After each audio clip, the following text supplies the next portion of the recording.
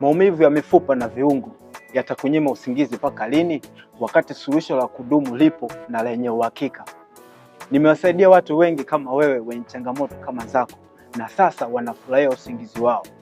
Kama una changamoto kama hii ama unapitia changamoto kama hizi, hakikisha unawasiliana na mimi ili kupata tiba ya uhakika.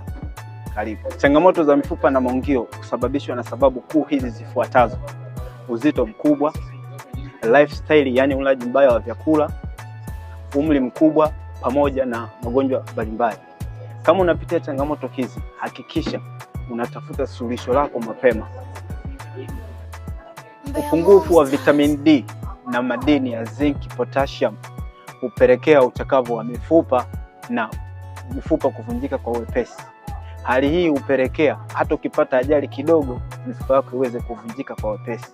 Hivyo hakikisha unazingatia madini haya na vitamini hizi ili uweze kuimarisha afya yako.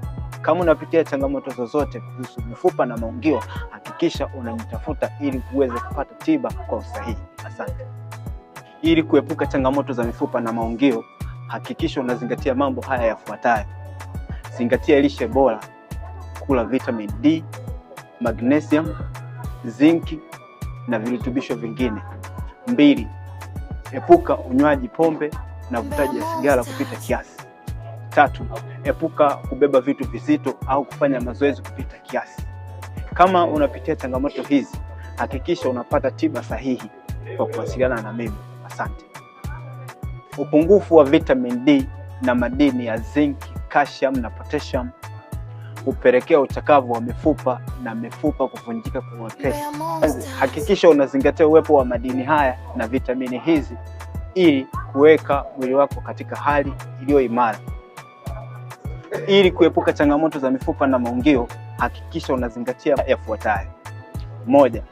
Epuka uzito mkubwa au kubeba vitu vizito. 2.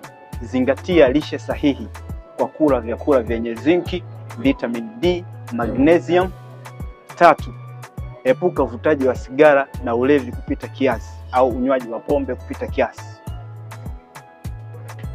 Kama unapitia changamoto hizi za mifupa na maungio, hakikisha unawasiliana na mimi kupata tiba sahihi. Maumivu ya mifupa na viungo vitakunyima usingizi mpaka lini, wakati suluhisho la kudumu lipo? Nimewasaidia watu kama wewe wenye changamoto kama zako, na wanafurahia usingizi wao sasa. Kama una changamoto kama hiyo na inakusumbua kwa muda mrefu, hakikisha unawasiliana na mimi ili uweze kupata tiba ya uhakika. Asante.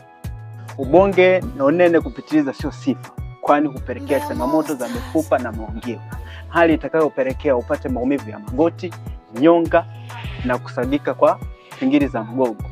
Hivyo hakikisha unapunguza uzito wako haraka mapema ili uweze kuwa sawa. Kama unapitia changamoto hizi, usisite kututafuta kupata tiba kwa uhakika. Asante.